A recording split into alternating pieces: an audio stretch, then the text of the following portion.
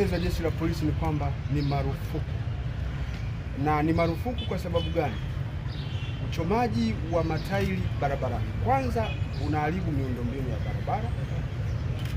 Pili, unahatarisha usalama wa maisha ya watu lakini pamoja na mali zao. Tatu, vitendo hivyo vinaweza vikatumiwa na watu ambao pia ni wahalifu wakapitia umumu wakafanya matukio mengine ya kihalifu na uvunjifu wa amani. Sasa maelekezo yetu ni kwamba itakuwa ni marufuku, na kwenye eneo hili watu wamekuwa tukisema watu hawatuelewi. Doria zipo za kutosha barabarani, maeneo yenye watu wenye tabia hizo yote tumeshayaainisha.